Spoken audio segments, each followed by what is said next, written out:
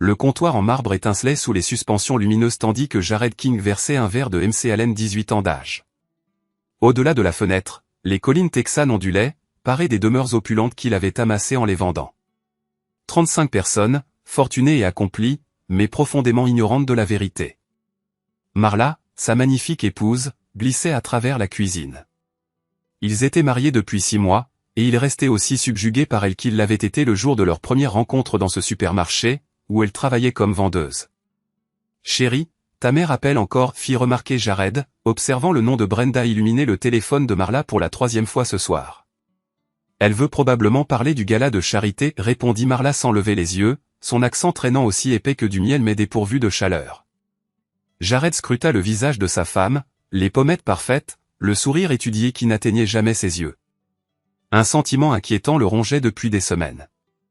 La façon dont elle se reculait lorsqu'il la touchait à l'improviste, son incapacité constante à initier l'intimité, les échanges de regards étranges entre elle et sa mère. En parlant de Brenda, elle réside dans notre maison d'hôte depuis 3 mois maintenant.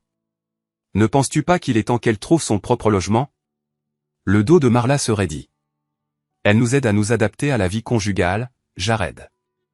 Elle a traversé 2 divorces. Elle possède certaines connaissances. Quel genre de connaissances? Juste des connaissances sur les relations. La voix de Marla était maintenant tranchante. Pourquoi es-tu si hostile envers ma mère?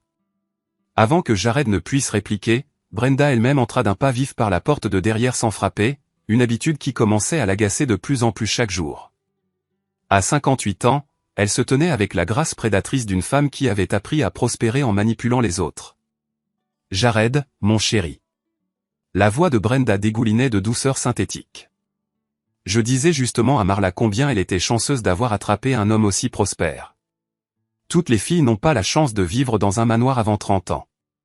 La façon dont elle prononça l'attraper fit froid dans le dos à Jared, comme si Marla avait manœuvré pour le piéger. Je dois mettre à jour ton iPad, dit Jared à Marla, désespéré de détourner la conversation. La nouvelle application immobilière que je teste en version bêta doit se synchroniser sur tous nos appareils. Oh, cette vieille chose? Je ne l'utilise presque plus. Marla fit un geste de la main avec désinvolture, mais Jared surprit le regard furtif qu'elle échangea avec sa mère. Plus tard dans la soirée, seul dans son bureau, Jared connecta l'iPad de Marla à son ordinateur. Au début de la synchronisation, d'anciens fils de discussion apparurent, y compris certains qui avaient été archivés. Son doigt s'attarda sur une conversation entre Marla et Brenda datant de 8 mois, juste avant qu'il ne la demande en mariage. Ce qui lui ensuite brisa son monde. Brenda, tu n'es pas obligée de l'aimer, ma chérie. Ma fille, épouse-le et reste douce jusqu'à ce qu'on trouve le prochain coup. Il a cette nouvelle affaire de développement qui vaut 12 millions. Tu auras accès à tout. Marla. Il est ennuyeux à mourir, mais bon. Je peux faire semblant pendant un certain temps. Les 2000 que tu me verses mensuellement rendent la chose supportable. Brenda, c'est ma fille intelligente. Amuse-toi à côté si tu en as besoin. Ne te fais pas prendre, c'est tout. Ton mariage est ta source de revenus maintenant, Marla. Je travaille déjà là-dessus. Nick pose des questions sur les dates de voyage de Jared pour le travail. Brenda. Parfait. Les hommes riches sont tellement confiants quand ils pensent avoir trouvé la femme de leur rêve. Les mains de Jared tremblaient tandis qu'il faisait défiler des mois de messages. Chaque baiser, chaque je t'aime, chaque moment intime. Tout cela n'avait été qu'une représentation. Sa femme était rémunérée par sa propre mère pour rester mariée à lui tout en planifiant une infidélité depuis le tout début. Le verre de whisky glissa de ses doigts, se brisant contre le parquet. 3 jours s'écoulèrent avant que Jared puisse regarder Marla sans se sentir physiquement malade. Il installa discrètement des caméras de surveillance dans toute la maison, les positionnant de manière à filmer chaque pièce, à l'exception des salles de bain. Il lui restait encore un peu de dignité. Sa première découverte eut lieu mardi après-midi, alors qu'il était censé être à une présentation immobilière à Cedar Park. La caméra du salon filma Marla en train d'ouvrir la porte d'entrée à un homme que Jared ne reconnaissait pas. Grand, musclé, avec la démarche arrogante de quelqu'un qui avait la moitié de son âge. Nick, réalisa Jared, le coach sportif mentionné dans les messages. Il regarda sa femme conduire un autre homme à l'étage, dans leur chambre, sa main effleurant son bras avec une intimité qu'elle n'avait jamais montrée à son propre mari. Pendant les 2 heures suivantes, Jared resta assis dans son Range Rover sur un parking de bureau, regardant son mariage se désintégrer en temps réel grâce à une application pour smartphone.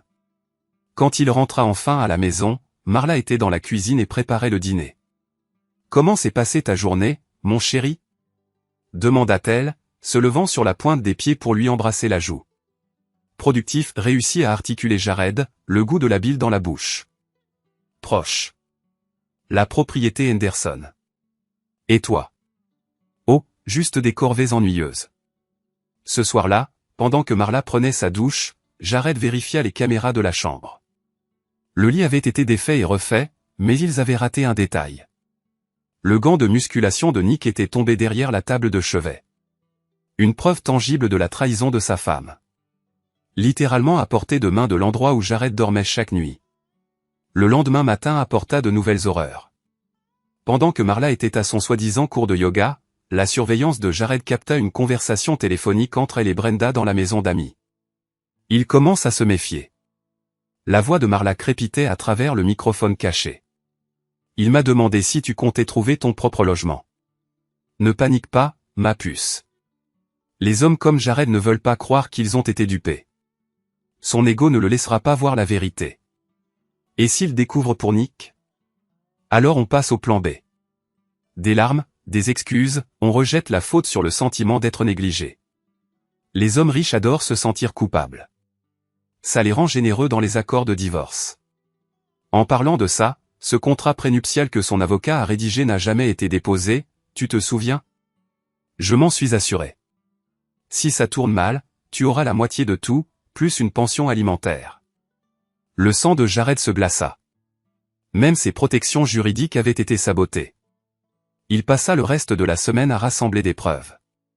Des photographies de Nick entrant et sortant de la maison, des relevés bancaires montrant les versements mensuels de Brenda à Marla. Des relevés téléphoniques prouvant leur coordination de la tromperie. Sa femme ne faisait pas qu'être infidèle. Elle était la pièce maîtresse d'une fraude élaborée et de longue haleine. Le vendredi soir, Jared fit son premier geste. Brenda, dit-il pendant le dîner, sa voix soigneusement maîtrisée, je réfléchissais à tout ce que tu as sacrifié pour nous aider à nous adapter à la vie conjugale. Tu mérites de vraies vacances. Les yeux de la vieille femme s'illuminèrent d'un intérêt avide. Oh, Jared, c'est tellement attentionné, mais je ne pourrai jamais. J'insiste. Je t'ai déjà réservé une croisière de 7 jours en Méditerranée. Cabine de première classe, tous frais payés. Tu pars dimanche. Marla semblait sincèrement désorientée par la soudaine générosité de son mari envers sa mère, mais Brenda était déjà en train de dépenser mentalement l'argent. Eh bien, si tu es sûr. Le sourire de Brenda était prédateur. Marla peut se débrouiller sans moi pendant une semaine, n'est-ce pas, ma puce? Bien sûr, maman. Tandis que Jared regardait sa femme accepter l'absence de sa mère, il sentit la première étincelle de satisfaction qu'il avait ressentie depuis des semaines. La marionnettiste était sur le point de quitter le bâtiment, et il prévoyait de couper toutes les ficelles pendant son absence. Le départ de Brenda dimanche matin ressembla à une porte de prison qui s'ouvrait. Jared fit un signe d'adieu depuis l'allée, son bras autour de la taille de Marla dans une performance de bonheur conjugal tout en comptant intérieurement les heures avant de pouvoir commencer à démanteler leur conspiration. Lundi apporta la première phase de son plan.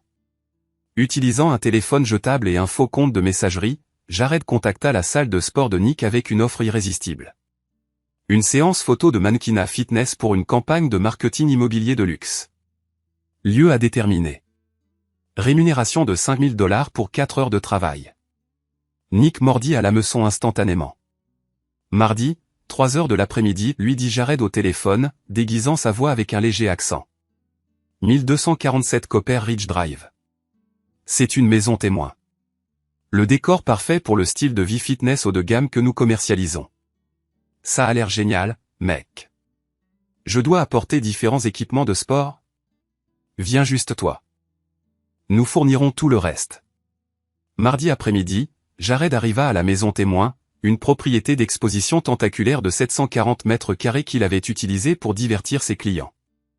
2 heures à l'avance, il désactiva le système de sécurité principal mais laissa les caméras de secours en marche.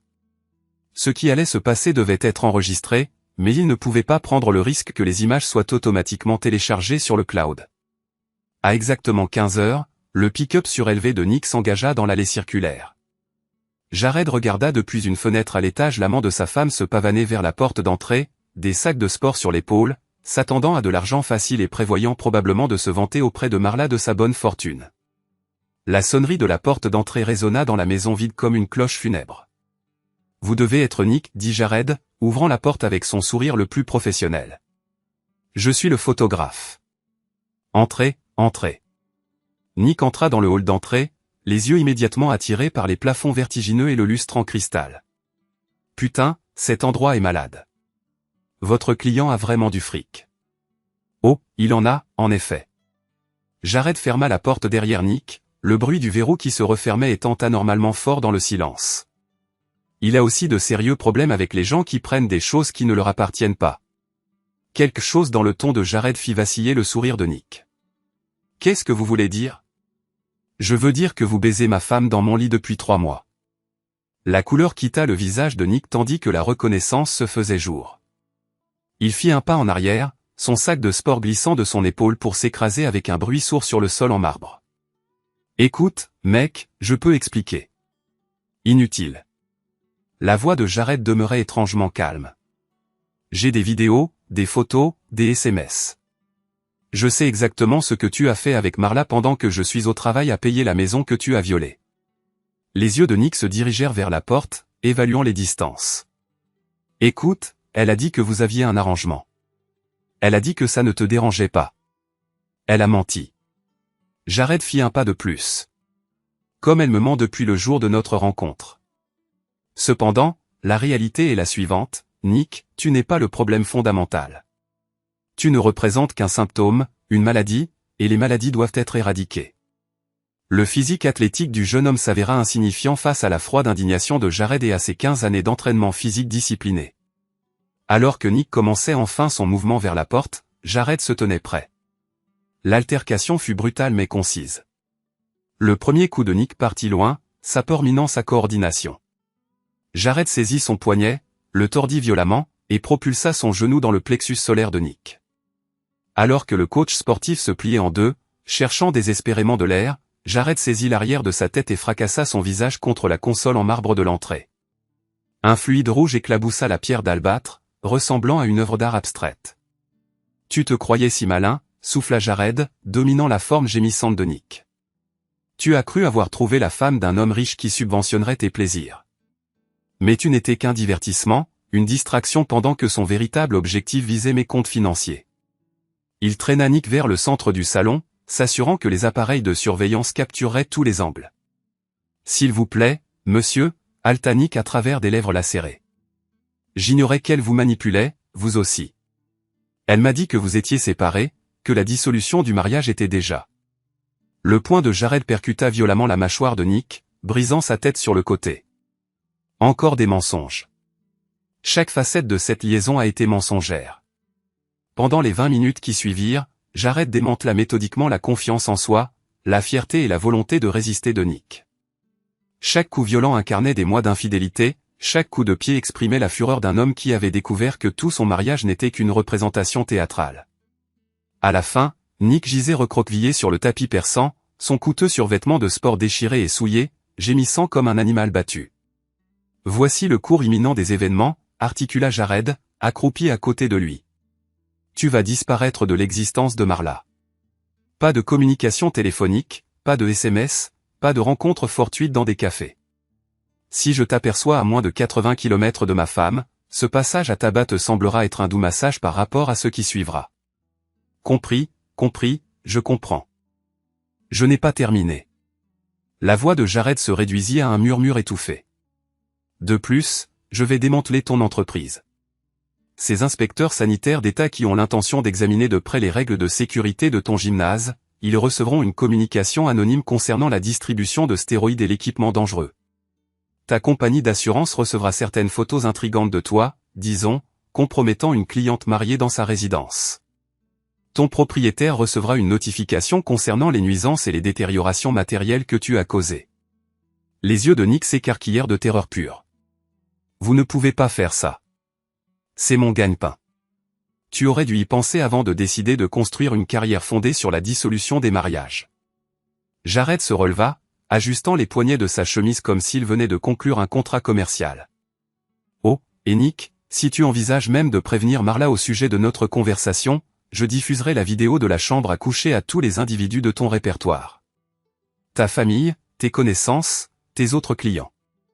Ils auront tous l'occasion de voir la nature d'homme que tu incarnes réellement. Jared abandonna Nick, ensanglanté sur le sol, et se dirigea vers son Range Rover sans un regard en arrière. La phase 2 de son plan stratégique était achevée. Maintenant, le moment opportun était venu de démanteler les véritables architectes de sa déloyauté. Dès le jeudi matin, Jared retint les services de 3 cabinets d'avocats distincts pour travailler sur son cas. Son avocate en divorce, Patricia Valdez, était spécialisée dans les dissolutions conjugales à valeur nette élevée impliquant la tromperie. Son équipe de litige civil construisait des dossiers pour complot, détresse émotionnelle et usurpation d'identité. Son avocat pénal passait méticuleusement en revue chaque élément en vue d'éventuelles poursuites. Il s'agit de l'un des systèmes de fraude au mariage les plus sophistiqués que j'ai jamais vus, déclara Patricia lors de leur conférence téléphonique. Votre épouse et sa figure maternelle n'ont pas simplement orchestré une opération de chasse aux fortunes. Elles ont mis en place une entreprise criminelle à plusieurs niveaux. Jared était assis dans son bureau du centre-ville, des feuilles de calcul financiers éparpillées sur la surface en acajou de son bureau. Quelles sont nos chances devant les tribunaux, sur la base des preuves que vous avez recueillies? Des preuves d'excellente qualité. Les textos à eux seuls prouvent la préméditation et une conspiration continue. Les relevés financiers illustrent un schéma de versement conditionné au maintien de cette association amoureuse frauduleuse. Et les films de surveillance? Patricia fit une pause. Disons simplement qu'aucun jury n'aura de compassion pour Madame King après avoir observé sa performance théâtrale avec son entraîneur personnel.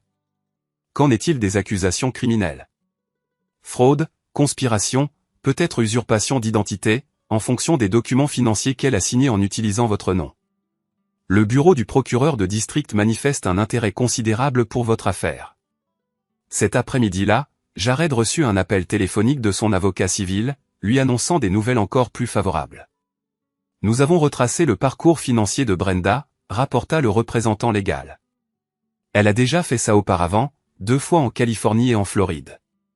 Elle a formé des filles à nouer des relations amoureuses frauduleuses avec des hommes fortunés. Dans les 2 cas, les hommes étaient trop mortifiés pour porter plainte, ce qui l'a obligé à déménager dans l'État suivant. Cependant, le Texas ne se montrera pas aussi conciliant. Quelles sont les implications pour notre affaire? Cela signifie que nous pouvons prouver qu'il s'agissait d'une entreprise professionnelle, et non d'une transgression d'opportunité. Des preuves de schéma, des témoignages factuels similaires. Le juge prononcera la peine maximale autorisée contre les 2. Vendredi soir, Jared finalisa ses derniers préparatifs. Il avait déjà déposé des ordonnances restrictives contre Marla et Brenda, qui devaient être signifiées samedi matin. Leur compte bancaire serait gelé en attendant la procédure civile. Le bail du logement des invités avait été résilié avec un préavis de 24 heures, ce qui était légal au Texas en cas de fraude. Alors qu'il relisait les documents une dernière fois, Marla entra dans son bureau, un verre de vin à la main. « Tu te consacres tellement à tes activités professionnelles ces derniers temps, remarqua-t-elle, s'installant dans le fauteuil placé en face de son bureau. J'ai l'impression que nous n'avons pas passé de moments privilégiés ensemble depuis que maman est partie en croisière. Jared fixa son épouse, l'examina attentivement peut-être pour la première fois depuis qu'il avait découvert la vérité. L'appréhension feinte dans son intonation, la manière calculée dont elle croisait ses jambes. Le timing stratégique de son entrée. Alors qu'il manipulait des archives juridiques, même à cet instant, elle jouait un rôle. « Tu as raison », articula-t-il finalement. « Nous devrions incontestablement nous accorder plus de temps ensemble. En fait, je pense que demain sera une journée particulièrement instructive pour nous 2. Marla sourit, sans percevoir tout à fait la dureté dans son intonation. « J'ai hâte. » Alors qu'elle quittait le bureau, Jared se permit un sourire glacial. La performance théâtrale de son épouse était sur le point de recevoir son évaluation finale, et les arbitres ne feraient preuve d'aucune clémence. Samedi matin arriva, caractérisé par cette ambiance automnale fraîche qui faisait rayonner Austin, mais Jared ne le remarqua pas. Il ne voyait que la tension, dans l'attente que les mécanismes juridiques qu'il avait initiés commencent à écraser ses adversaires. À 9 heures du matin précise, les adjoints du shérif du comté de Travis frappèrent simultanément aux portes de la résidence principale et de la résidence des invités. Jared observa depuis la fenêtre de sa chambre à l'étage que Brenda recevait des papiers sur le porche du logement des invités, sa peau méditerranéenne virant à un blanc cendré tandis qu'elle lisait l'ordonnance restrictive et les documents de la plainte civile. Dans la résidence principale, la réaction de Marla s'avéra encore plus satisfaisante. « Qu'est-ce que ça veut dire ?» demanda-t-elle, sa voix perçant de frayeur alors qu'elle faisait irruption dans le bureau de Jared. « Ils ont dit quelque chose concernant la fraude et la conspiration. Il doit y avoir une erreur. » Jared ne quitta pas son journal des yeux. « Aucune erreur, bien que je comprenne ta perplexité. Tu as vécu dans un fantasme pendant si longtemps, la réalité doit te sembler un choc. Je ne comprends pas le sujet de votre discours, Brenda. Tu n'es pas obligée de le vénérer, ma petite. Contente-toi de l'épouser et de rester agréable. Ta rémunération ? Les 2000 unités que tu me verses mensuellement rendent la chose supportable. » Jared récita les textos de mémoire, sa voix dénuée de toute émotion. « Dois-je continuer ? Ou avez-vous assimilé une quantité suffisante de votre propre verbiage pour comprendre l'impasse ?» Marla s'affaissa dans un fauteuil, son impeccable sang-froid finissant par se fissurer. « Jared, je t'en prie. Tu es une imposture, ta génitrice une criminelle, et ton amant Nick a compris hier que les actes ont des conséquences. » Jared finit par la regarder, ses yeux aussi froids que la pierre en hiver. « La seule chose que je ne comprends pas, c'est comment j'ai pu être assez obtus pour me laisser prendre. » Nick ? Quel est le rapport avec Nick ? Comment sais-tu pour Nick ? Caméra de surveillance, archives financières, écoute téléphonique. Je suis au courant de tout, Marla. Chaque mensonge, chaque acte de déloyauté, chaque fois que tu l'as introduit dans notre lit conjugal pendant que je travaillais pour financer le train de vie que tu prétendais apprécier. Le masque de Marla tomba enfin, révélant complètement la prédatrice calculatrice qu'elle était. Parfait. Oui, tout a commencé comme une stratégie de maman. Mais j'aurais pu apprendre à t'aimer, Jared, si tu avais fait preuve d'un peu plus d'attention. D'un peu plus de quoi ? D'un peu plus de crédulité. D'un peu plus de quoi ? D'un peu plus de crédulité. D'une plus grande volonté de financer tes liaisons extra-conjugales. Jared se leva, la dominant de toute sa hauteur. Garde tes talents d'actrice pour le jury. Tu vas avoir besoin de toute la pratique possible. La porte d'entrée s'ouvrit en grand avec fracas, et Brenda fit irruption, telle une furie vengeresse. Les documents du tribunal étaient froissés dans son poing. Espèce d'ordure pleine de suffisance, hurla-t-elle à Jared. Tu crois être si malin avec tes avocats et tes richesses. Nous allons te démolir au tribunal. Nous allons prendre tout ce que tu possèdes. Non, Brenda, vous ne le ferez pas. La voix de Jared resta calme, mais ses yeux brûlaient d'une indignation contenue. Vous voyez, j'ai mené quelques enquêtes sur vous. Il se trouve que ce n'est pas votre premier coup. Sandra Martinez à Los Angeles, en 2018. Rebecca Chen à Miami, en 2020. Vous montez cette même arnaque depuis des années. Tu pousses ta fille à escroquer des hommes riches. Le visage de Brenda devint livide. Tu ne peux pas prouver, je peux tout prouver. Relevé bancaire, déposition de témoins, schéma récurrent. La brigade financière du FBI s'intéresse de près à votre entreprise multi-État. Jared se rapprocha, sa présence physique envahissant la pièce. Vous avez commis une erreur cruciale, Brenda. Vous avez succombé à la cupidité. Au lieu d'accepter un règlement rapide et de passer à autre chose, vous avez cherché à mettre en place une extorsion prolongée. Ce qui m'a donné le temps de tout découvrir. Nous allons déposer plainte contre vous pour, cria Marla, se levant d'un bond.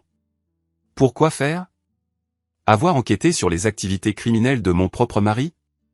Avoir protégé mes biens contre la fraude ? Jared éclata de rire, mais sans la moindre joie. Je vous en prie, déposez plainte, rétorqua Jared, un ton sarcastique dans la voix. Je serais ravi d'expliquer à un autre juge comment vous me délestez systématiquement de mon argent depuis des mois. Brenda attrapa le bras de Marla avec force. Viens, ma chérie, dit Brenda, sa voix empreinte d'une fausse nonchalance.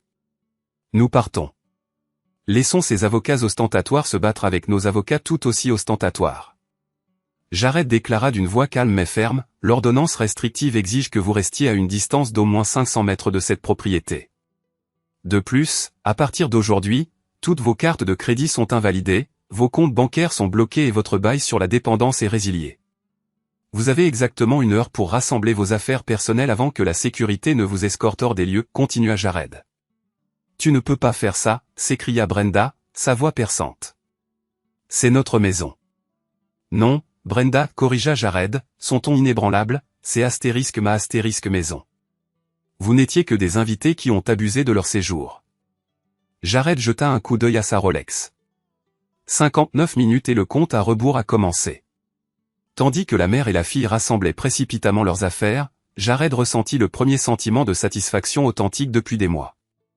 La mascarade qu'elles avaient orchestrée touchait à sa fin, et elle comprenait enfin qu'il était le seul à avoir véritablement saisi les règles du jeu. 2 mois après leur expulsion, le palais de justice du comté de Travis était en effervescence. L'affaire King contre King et Brennan était devenue le divorce le plus commenté de la société austinoise. Les médias locaux l'avaient baptisé le procès du marionnettiste, et chaque siège dans la salle d'audience de la juge Catherine Morrison était occupé. Jared, impeccablement vêtu d'un costume bleu marine sur mesure, était assis à la table du demandeur, flanqué de son impressionnante équipe juridique. De l'autre côté de l'allée, Marla et Brenda se tenaient blottis contre leurs propres représentants légaux. Le demandeur va maintenant présenter ses arguments d'ouverture, déclara la juge Morrison, sa voix résonnant dans toute la salle d'audience. Patricia Valdez, avec une grâce de prédatrice, se leva pour s'adresser à la cour. Votre honneur, commença-t-elle, cette affaire porte sur l'une des escroqueries matrimoniales les plus méticuleusement élaborées que ce comté ait jamais connues. Les défenderesses n'ont pas simplement trompé Monsieur King. Elles ont orchestré une entreprise criminelle élaborée, conçue pour épuiser systématiquement sa richesse par une manipulation psychologique calculée et une tromperie préméditée. Elle fit un geste vers la table des preuves, où un éventail de téléphones, d'ordinateurs et de documents financiers étaient exposés, ressemblant aux pièces d'un musée de la trahison. Nous avons l'intention de démontrer que Brenda Brennan a orchestré une opération criminelle à l'échelle de plusieurs États, en coachant sa fille, Marla, pour cibler des hommes aisés à des fins d'exploitation financière.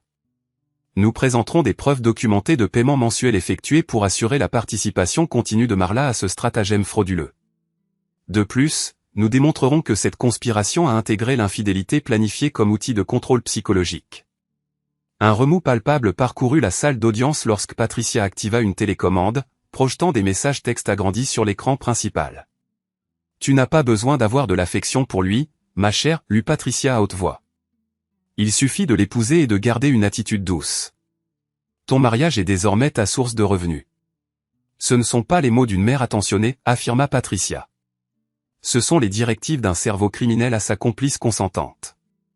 L'avocat de Marla, un jeune défenseur visiblement appréhensif nommé James Walsh, s'efforça de tirer le meilleur parti d'une affaire indéniablement difficile. Votre honneur, plaida-t-il, ma cliente a été victime de la manipulation insidieuse de sa mère.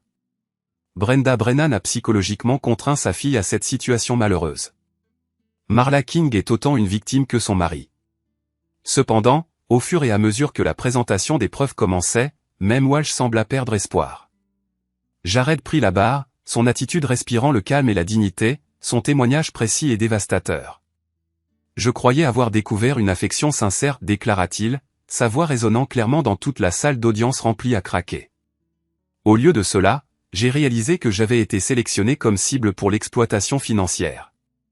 L'infidélité de ma femme n'était pas la conséquence d'une affection déclinante, elle résultait plutôt de la directive de sa mère de maintenir des relations extra-conjugales comme composante intégrale de leur stratagème criminel. Patricia projeta des images de surveillance sur un grand écran, montrant Nick entrant et sortant de la maison pendant les heures de travail de Jared. Plusieurs jurés reculèrent visiblement. « Monsieur King, demanda Patricia, comment la découverte de cette trahison vous a-t-elle affecté émotionnellement ?» La mâchoire de Jared se crispa, révélant la profondeur de son angoisse. Je me suis senti violé d'une manière que je n'avais jamais imaginé possible auparavant. Ma maison, mon lit, ma confiance, tout avait été contaminé par leur tromperie. J'en suis venu à la triste réalisation que chaque moment passé avec ma femme avait été une performance soigneusement orchestrée, conçue pour maintenir ma soumission pendant qu'elle me dépouillait systématiquement. Lorsque le contre-interrogatoire commença, l'avocat de Marla tenta de dépeindre Jared comme un individu contrôlant et vindicatif. « N'est-il pas vrai, Monsieur King, contesta-t-il, que vous avez eu recours à la violence en découvrant la liaison de votre femme ? » J'ai défendu ma propriété et ma dignité, répondit Jared d'un ton égal, sa voix dépourvue d'émotion. Lorsque j'ai confronté l'individu qui violait mon domicile, je n'ai rien fait de plus. Vous lui avez infligé de graves blessures, n'est-ce pas, insista Walsh. J'ai appréhendé un criminel en flagrant délit de commettre ces crimes, rétorqua Jared. Si cela fait de moi un violent, alors chaque propriétaire au Texas est également violent.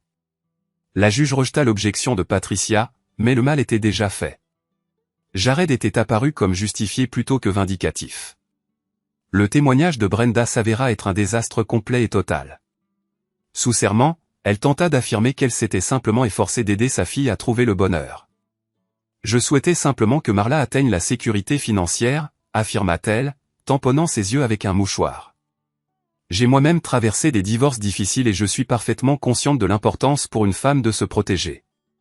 Madame Brennan, demanda Patricia lors du contre-interrogatoire, vous avez témoigné que vous aidiez votre fille à trouver le bonheur.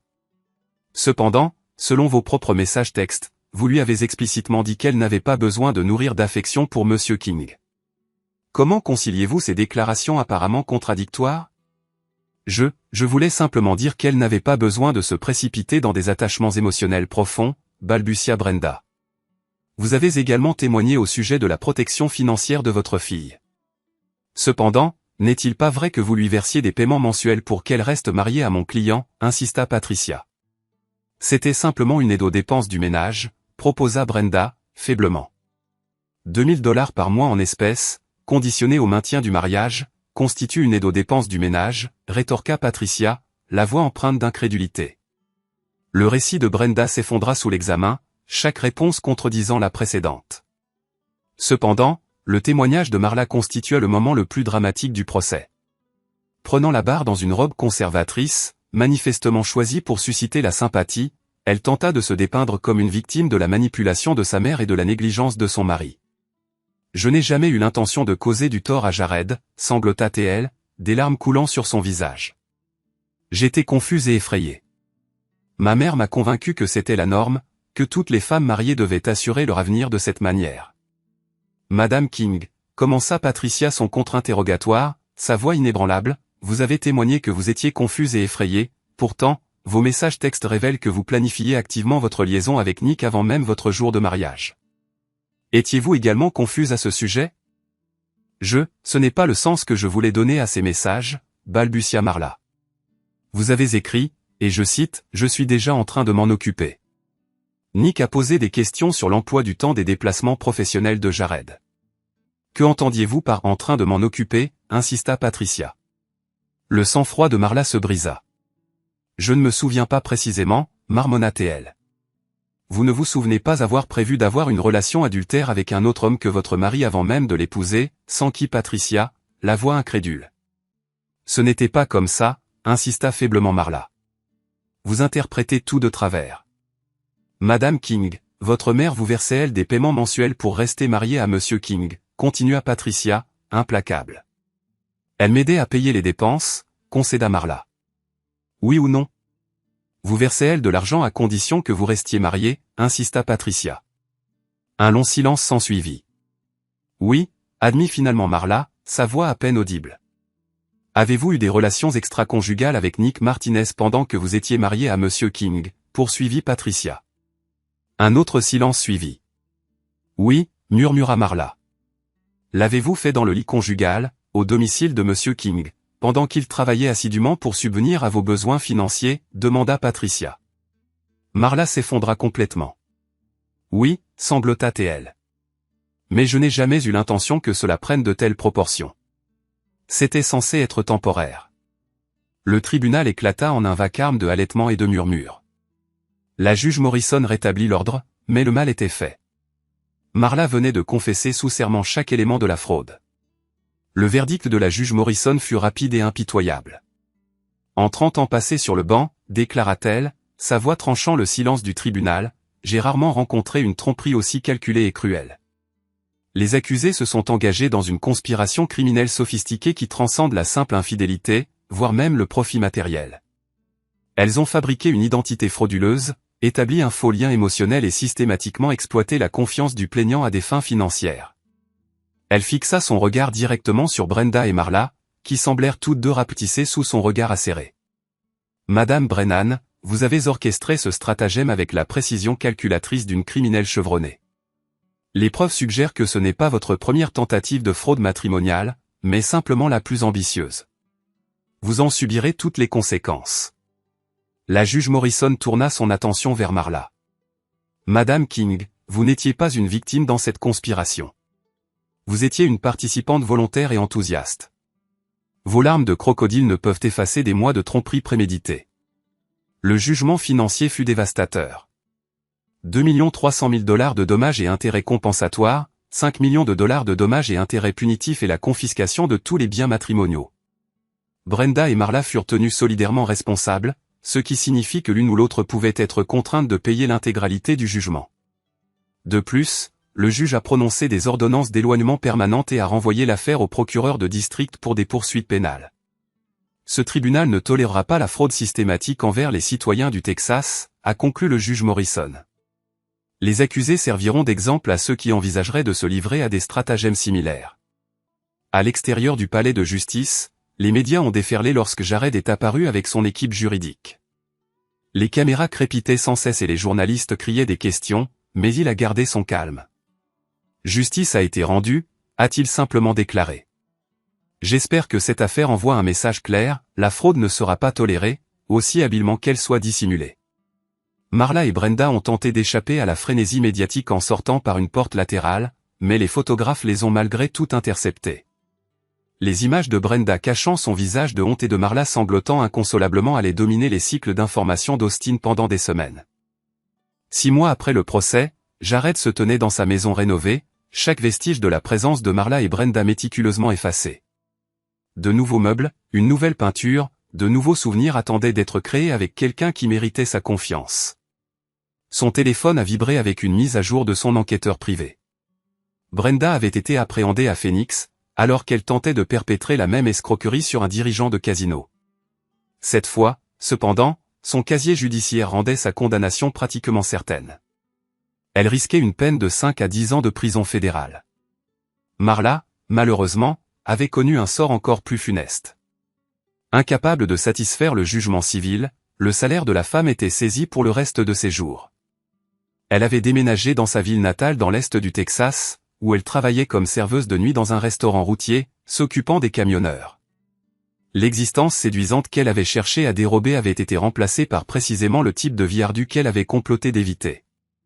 Suite à l'enquête du service de santé, qui a mis en lumière une pléthore d'infractions, Nick avait perdu sa salle de sport, sa clientèle et sa réputation. Il était retourné à Dallas, où il travaillait maintenant dans le bâtiment et résidait dans un studio, dont le loyer mensuel dépassait ce qu'il gagnait auparavant en une semaine. Le jugement civil représentait plus qu'une simple rétribution, il incarnait la justice. Cependant, le véritable triomphe était bien plus simple. Jared, se versant un verre de vin, avait récupéré sa vie, son amour-propre et sa capacité à faire confiance à son propre jugement.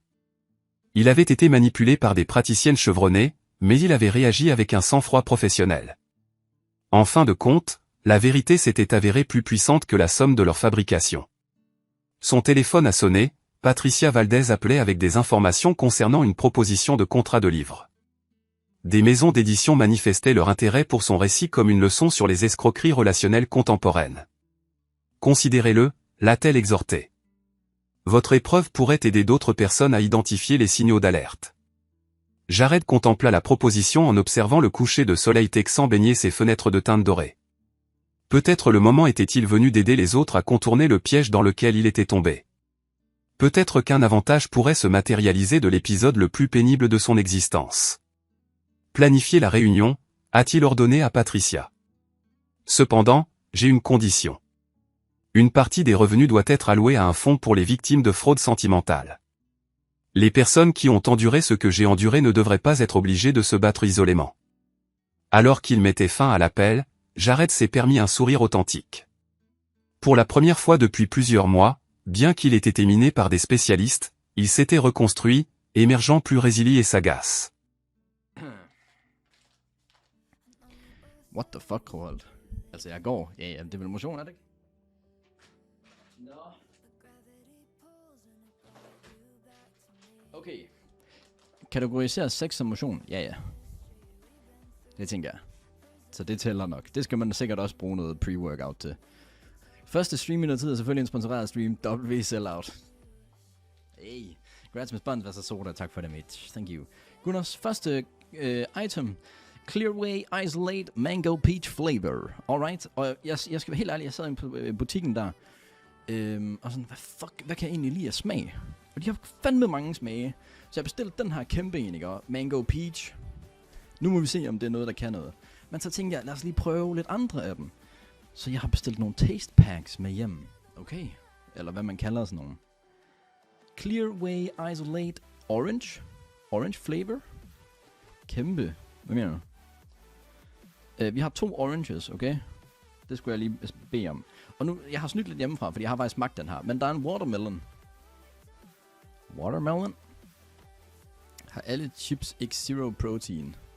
Jo, okay, og det der er ikke med den her formulering, og jeg er faktisk enig med dig lige her, Kroholt. Jeg sad også og kiggede på det, og så var jeg sådan, for den her formulering, det er egentlig ikke til at lyde som om, der ikke er noget protein i. Det er jo fuldt dumt. Det er fuldt dumt. Der er jeg ret meget enig med dig, men så har vi Red Fruit Flavors. Protein ting. Ja, det var faktisk bare en Red Fruit mere. Så langt, så godt. Okay.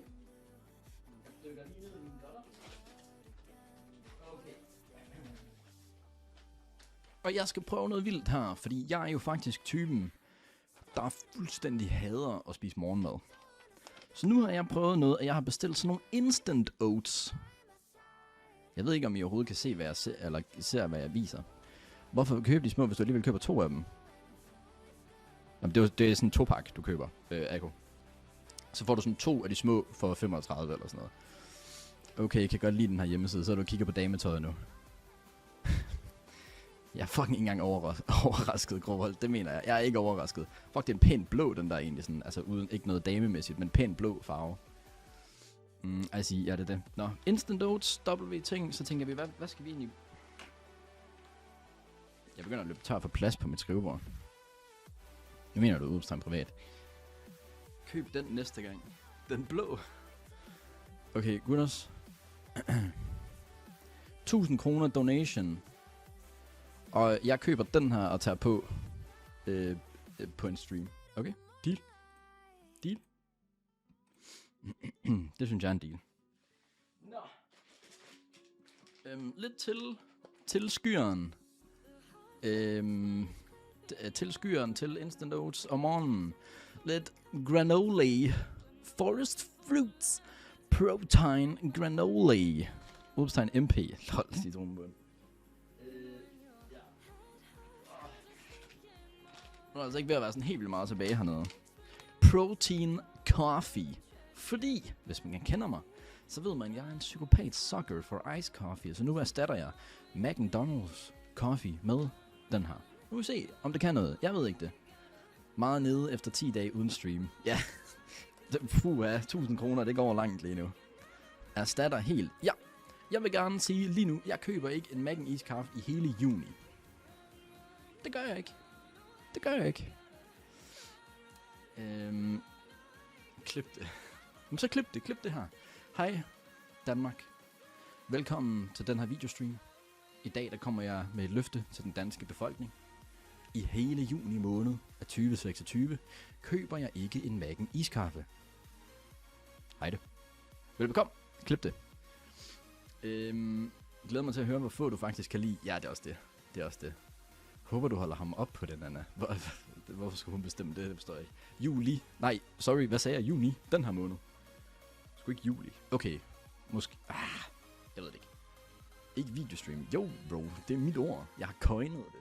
Nå, men der er coffee. Nå. Så tænkte jeg, ikke? Hvis man nu skal have noget protein, man skal have noget eggs, white boy sommer, så bestil sådan en zero ketchup. Så der er ikke noget ketchup i den her. Jeg ved ikke rigtig, hvad der er i så. Men der er zero ketchup i hvert fald. Så jeg ved ikke, altså... Jeg ved ikke, om det er bare tomater, eller... Nå, men anyway.